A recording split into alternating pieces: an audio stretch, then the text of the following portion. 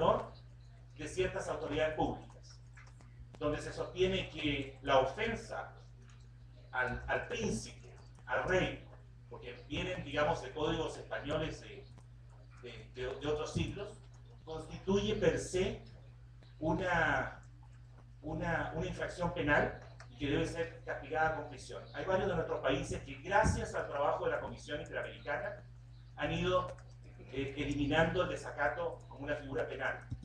También se ha ido despenalizando la figura de injurias y calumnias. Lo poco que hemos logrado avanzar en materia de acceso a información de interés público es gracias a la Relatoría de la Libertad de Expresión y su Comisión Interamericana. Lo que hemos avanzado en la lucha contra la impunidad es gracias a este mecanismo.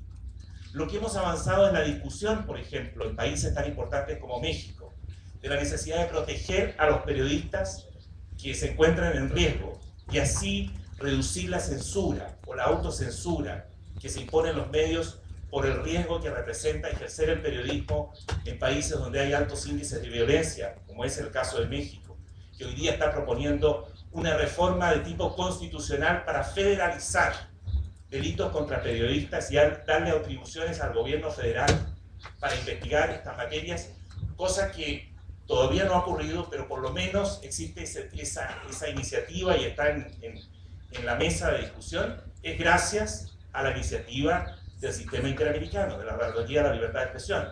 Yo me atrevería a decir que si podemos seguir avanzando, por ejemplo, en lo que es el manejo, criterios para la distribución de la publicidad oficial, que se presta para un esfuerzo de censura indirecta hacia los medios y de manipulación, o por ejemplo la necesidad de proteger las fuentes de los periodistas frente a investigaciones judiciales, la única alternativa posible en nuestros países para ir generando precedentes que después se puedan replicar en el resto de los países es con la participación del sistema interamericano y la Relatoría para la Libertad de Expresión. Si no actuamos con la decisión que esto requiere, si no confrontamos la hipocresía de algunos países, como por ejemplo el de Argentina de hoy, que sostiene que la Comisión Interamericana, si bien jugó un gran rol en la defensa de los derechos humanos contra la dictadura, hoy día debe modernizarse. Eso dice el canciller Héctor Timerman en declaraciones públicas, debe modernizarse porque estamos viviendo en unas condiciones distintas. ¿Qué significa modernizarse? ¿Modernizarse para debilitar el sistema o para fortalecerlo? Eso es lo que no dicen algunos de estos gobiernos que, como ya dije, se suman a estos esfuerzos en los hechos para debilitar un sistema al que le debemos las mejorías que se han podido dar en el ámbito de libertad de expresión y en otros derechos fundamentales en esta región. Muchísimas gracias.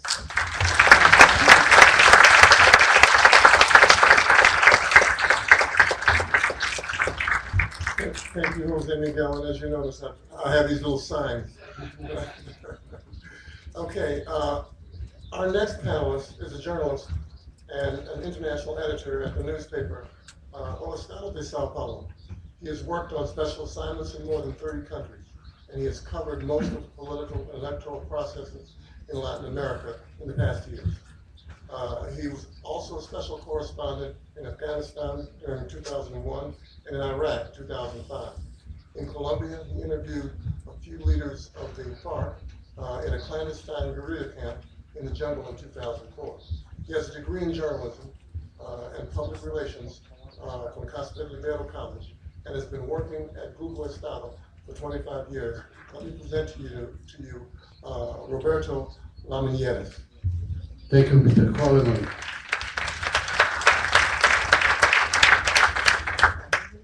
Senhoras e senhores, colegas jornalistas, senhor Coleman, meu companheiro José Miguel, professor Carlos Alberto de Franco, muito boa tarde.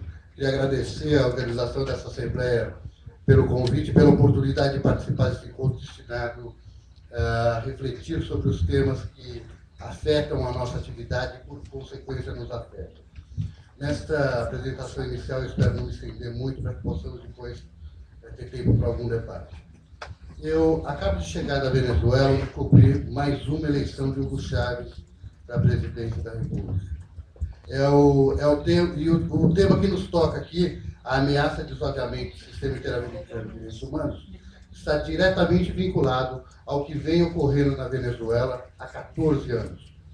O governo de Chávez formalizou no mês passado sua decisão de denunciar e se retirar da Comissão Interamericana de Direitos Humanos em razão de uma condenação imposta ao país pelo caso de violação de direitos de maus tratos a Raul Dias Penha, um acusado de participação em ataques contra a Embaixada da Espanha no Consulado da Colômbia em Caracas em 2003.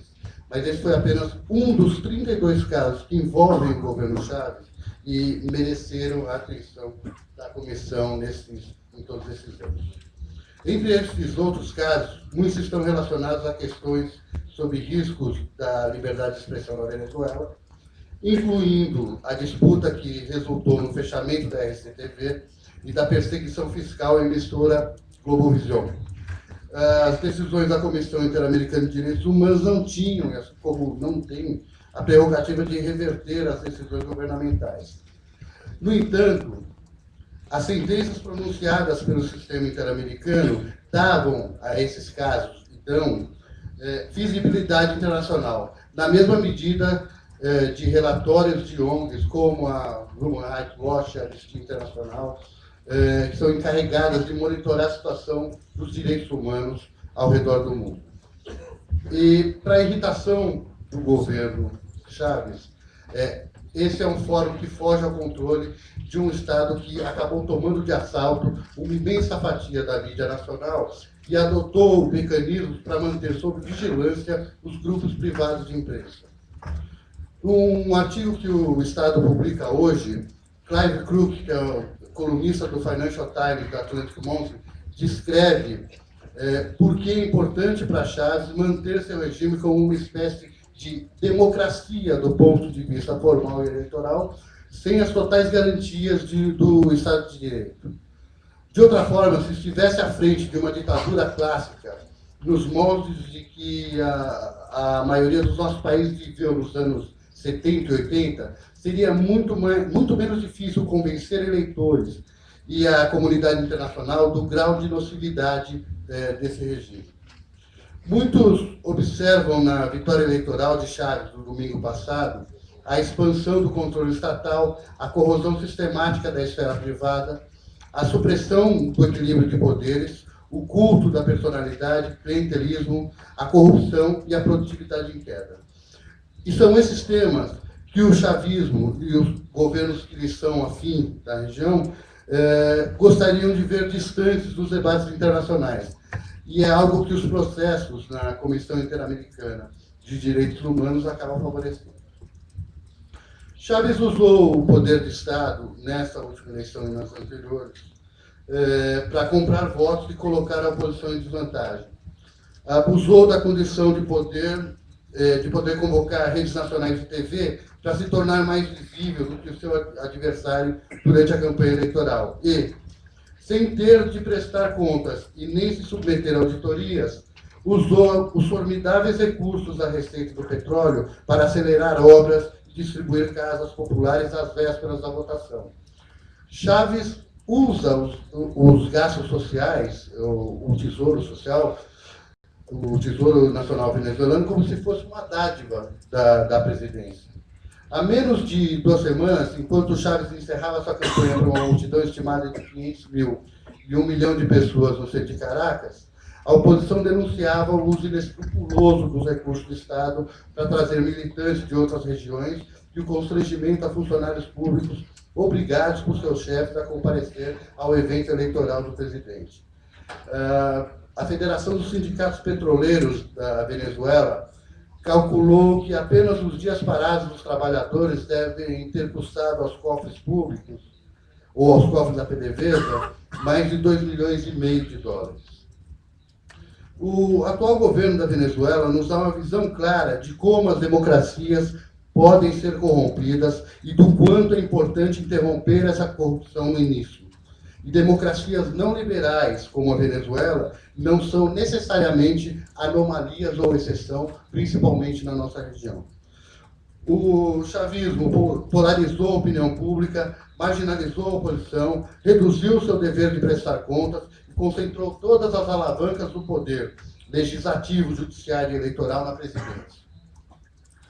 A observação crítica desses fatos ficou a cargo de uma mídia sobre os mais diferentes tipos de assédio de entidades internacionais de direitos humanos e de organismos pluriestatais como os do Sistema Interamericano de Justiça.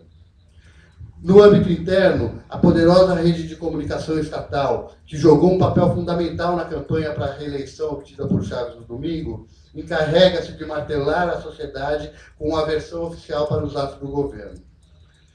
A ONG venezuelana Espaço Público estimou, numa investigação própria, que o Chávez apareceu em mais de 1.600 horas da programação de TV desde 1999 e convocou 2.334 cadeias obrigatórias de rádio e TV. Por meio da Comissão Interamericana de Direitos Humanos, várias denúncias contra o uso abusivo da rede estatal, que inclui na capital 5 emissoras de TV aberta e por cabo, dezenas de estações de rádio, agências de notícias e sites, acabaram ganhando eco internacional. Um dos maiores dramas para a liberdade de expressão na América Latina, porém, está no fato de a decisão venezuelana servir de exemplo para que outros países acompanhem o regime chavista nas suas queixas contra a Comissão Interamericana de Direitos Humanos. No Equador, o presidente Rafael Correa acionou na justiça o jornalista Emílio Palacio, o jornal para o qual ele escrevia o Universo, porque Palacio teria atribuído a Correa a responsabilidade por um princípio de rebelião policial que deixou 3 mortos em 2001. O jornalista foi sentenciado, o diário multado em mais de $1 milhão, mas o caso acabou chegando às instâncias internacionais, ganhando repercussão. O que se imagina é que isso acabou causando o recuo do Correa, que retirou a queixa contra o jornalista, que, de todo modo, se exilou nos Estados Unidos. Em todos os casos de ameaça do continente, o que mais tem chamado a atenção nas últimas semanas é o da Argentina, que impulsionou uma nova lei de mídia que limita o direito de empresas privadas a administrarem mais de um canal de TV na mesma praça. A legislação tem na alça de mira o grupo Clarín, crítico da presidente argentina, Cristina Kirchner. Adicionalmente, o governo de Cristina expropriou as ações do grupo Clarín e do jornal La Nación na empresa Papel Prensa, assumindo o monopólio na distribuição do papel jornal. É praticamente certo que a retirada de Caracas da Comissão Interamericana de Direitos Humanos acabará sendo seguida pelos países alinhados à Chávez na Aliança Bolivariana e pode ser seguida pela Argentina. Em junho, na 42ª Assembleia Geral da OEA, o presidente Correa investiu duramente contra a própria OEA, a Comissão Interamericana de Direitos Humanos, os meios de comunicação privados, as organizações não governamentais dos países desenvolvidos e contra aqueles que, a seu ver, satanizam os estados e a política pública.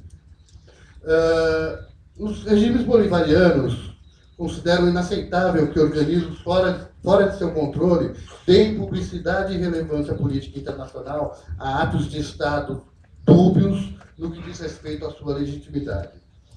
Como resume a magistrada venezuelana, a doutora Cecília Souza, uma mulher que renunciou à presidência do Tribunal Constitucional da Venezuela por não concordar com o intervencionismo do Executivo no Poder Judiciário, governantes como Chávez têm demonstrado de uma forma evidente a sua extraordinária capacidade de utilizar os instrumentos da democracia para suprimir e minar a própria democracia. Muito obrigado pela atenção.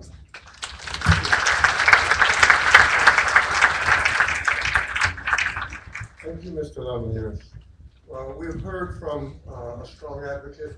We've heard from a practitioner of freedom of the press. We now will hear from a professor who also is a lawyer, but is active in academia. He holds a law degree and is an expert on Brazilian journalism and comparative journalism. He has a doctor's degree in social communication from the University of Navarra, Spain. He is the director of the master's program in journalism of the International Institute of Social Sciences and the School of Communication at the University of Navarra in Spain. Director of Communication, Director of the Communication Department at the International Institute of Social Sciences, visiting professor, and a member of the National Advertising Regulatory Council and the editorial board of La Revista Comunicación y Sociedad in Pamplona, Spain.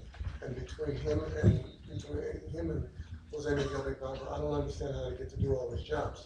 How do they have all that time? Anyway, I'm honored to present to you Dr. Carlos Alberto de Franco. Obrigado, é um prazer muito grande estar nessa reunião da CIP, Assembleia da CIP, onde um tema tão relevante, defesa de valores tão relevantes, se coloca de uma maneira tão clara e tão explicitada. O José Miguel fez uma apresentação inicial muito clara a respeito do status da Comissão Interamericana de Direitos Humanos e das ações fortes e contundentes de alguns países contra os valores defendidos por essa comissão, que são valores de resto universais, civilizatórios. Eu vou rapidamente expor aqui a experiência brasileira, que eu acho que é uma experiência interessante nesse campo. O nosso governo, o Zé Miguel deixou muito claro, e eu concordo com a exposição dele, o nosso governo, o governo anterior do ex-presidente Lula, e também, de alguma maneira, o governo da atual presidente da República, Dilma Rousseff, tem adotado uma postura ambígua. Em primeiro lugar, ambígua no campo internacional. Quer dizer, o Brasil manifesta em todos os fóruns, em todos os discursos oficiais e formais, uma adesão absoluta à democracia e, de fato, vivemos internamente uma plena democracia, com eleições, com o judiciário funcionando perfeitamente e com liberdade de imprensa.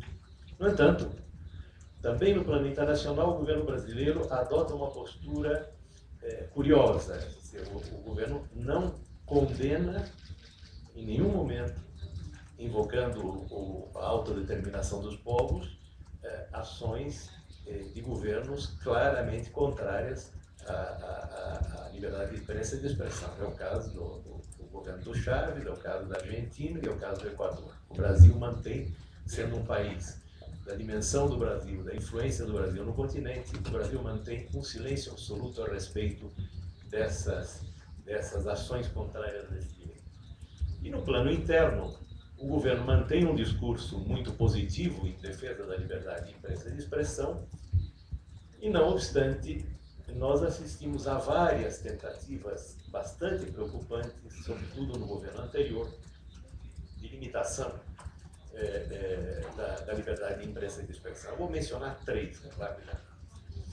A primeira delas foi um anteprojeto do Ministério da Cultura pretendia criar a Agência Nacional do Cinema e do Audiovisual para controlar a produção cinematográfica, a programação e as concessões de emissoras de televisão.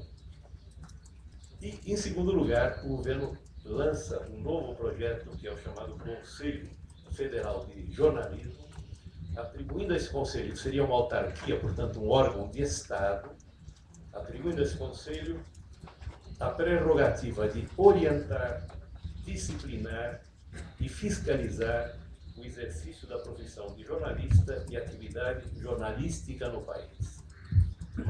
Uma segunda tentativa, a primeira de controle da mídia eletrônica e a segunda de controle da mídia impressa, sobretudo.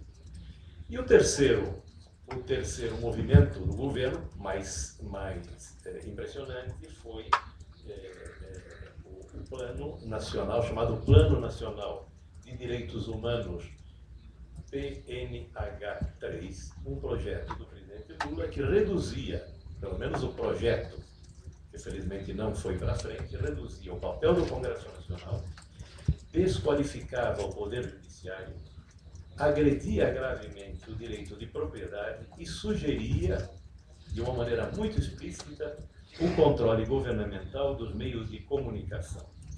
Tudo isso não prosperou, felizmente. E não prosperou por quê?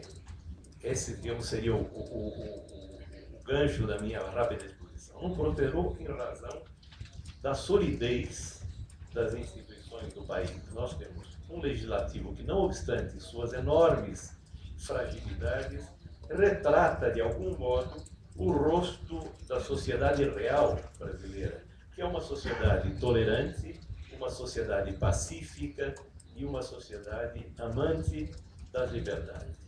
Temos, por outro lado, um judiciário de razoável qualidade, eu diria de boa qualidade, basta ver o magnífico exemplo que a sociedade está assistindo, representada por uma firme ação do Supremo Tribunal Federal no chamado julgamento do Mensalão. E temos um Ministério Público atuante. Mas temos, sobretudo, uma imprensa independente e de grande prestígio social. Eu acho que o antídoto contra as aventuras autoritárias comprometedoras dos direitos humanos está, a meu ver, no fortalecimento da imprensa e particularmente dos jornais. Eu não tenho uma visão pessimista a respeito do futuro dos jornais. Evidentemente, estamos vendo aí uma grande movimentação, o problema do crescimento da informação na rede social. Eu acredito que há um terreno imenso para os jornais e, mais ainda, creio que o poder está nos jornais. A formação da opinião pública começa nos jornais. A agenda pública é pautada pelos jornais. E nesse continente, sem dúvida, os jornais têm um papel e uma força imensa. A televisão, as mídias sociais repercutem, reverberam, mas o poder, não duvidemos, está nos jornais. Por isso é preciso criar uma rede continental de jornais comprometidos com a defesa dos direitos humanos e com a liberdade de expressão.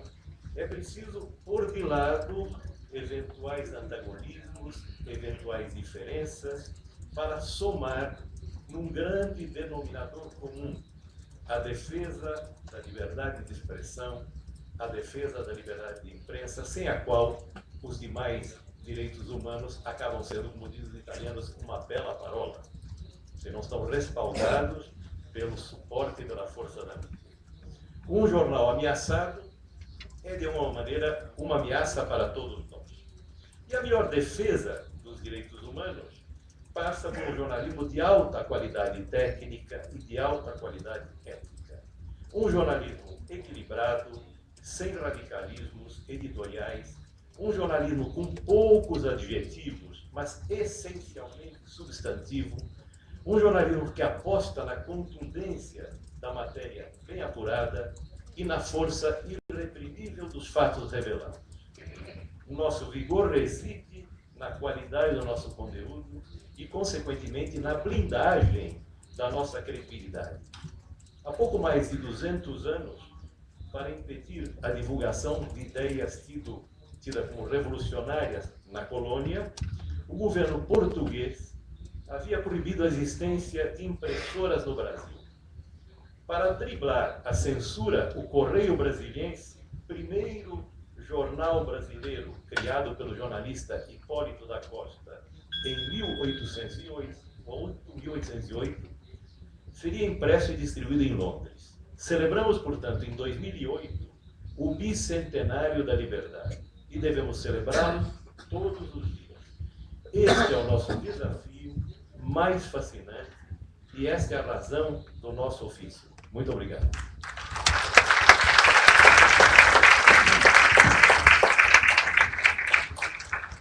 And thank you. A couple of announcements before we go to questions and answers. And let me say, this is an informational session, and so if you raise your hand and are given a microphone, please ask a question. We don't have time for commentaries. We're going to resume this afternoon with the two panels. Okay, so we're going to first start off with questions. Please, again, no commentaries, directed at one member, and please make them very, very short. Identify yourself first, beginning with you, Claudio. Claudio Paulillo, Mario Lucas, de Uruguay. Si efectivamente la situación deriva en lo que el señor Vivanco mencionó, habría un golpe contra la democracia. Eso sería un golpe contra la democracia. El debilitamiento de la rectoría y de la Constitución sería un golpe contra la democracia. Mi pregunta es, Estados Unidos integra la OEA. ¿Cuánto pesa para el esfuerzo destinado a frenar este embate liberticida de algunos gobiernos el hecho de que Estados Unidos, que es obviamente el país más poderoso de la OEA, no acepte someterse a la jurisdicción de la Corte Interamericana de Derechos Humanos?